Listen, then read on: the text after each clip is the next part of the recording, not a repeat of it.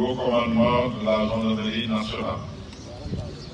Monsieur le lieutenant-colonel, représentant le colonel commandant la zone militaire numéro 1 à Dakar. Monsieur le chef d'escadron, Monsieur le colonel commandant la Légion du quartier général, Monsieur le chef d'escadron, chef du centre administratif de la gendarmerie nationale, Messieurs les officiers, sous-officiers, militaires des 3 contingents de la MONUSCO et de la MINUSCO, Mesdames et Messieurs, honorables invités, chères familles, parents et alliés, la cérémonie de ce matin s'inscrit dans une tradition du cérémonial militaire de la gendarmerie, désormais bien établie dans l'agenda annuel des activités majeures de la gendarmerie nationale. J'ai l'honneur de la présider aujourd'hui au nom du général de division Martin Faye, haut commandant de la gendarmerie nationale et directeur de la justice militaire. La présente cérémonie marque donc l'épilogue du processus de mise en condition opérationnelle de 3 unités de police constituées de la gendarmerie nationale. Elle marque également le terme de la formation et des tests opérationnels qui précèdent leur déploiement sur les théâtres d'opération de maintien de la paix en République démocratique du Congo dans le cadre de la MONUSCO et en République centrafricaine dans le cadre de la MINUSCA. La remise du drapeau national constitue leur ultime activité avant le déploiement très prochain des 3 contingents vers le théâtre d'opération respectif les 8 et 13 mai 2024.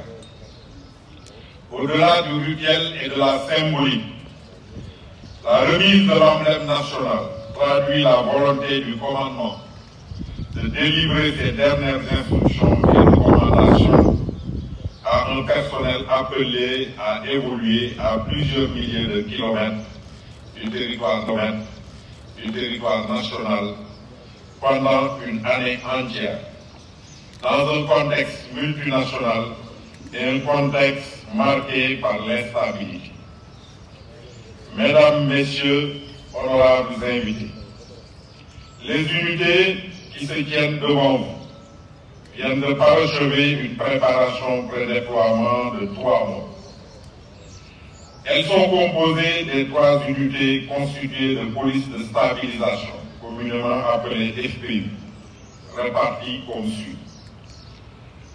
Une FPU, la 5e du genre en partance pour la MINUSCA en République centrafricaine, et 2 FPU, les 17e, destinés à la MONUSCO en République démocratique du Congo. Ces forces de police constituées, ou FPU, sont fortes chacune de 180 officiers et sous-officiers de la gendarmerie nationale.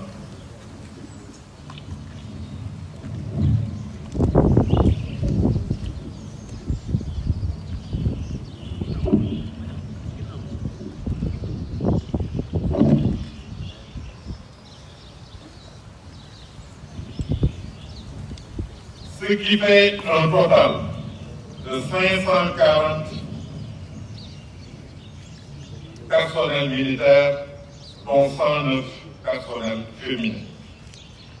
La formation pré-déploiement leur a permis de se familiariser avec le fonctionnement du système des Nations Unies et l'environnement des opérations multinationales de maintien de la paix.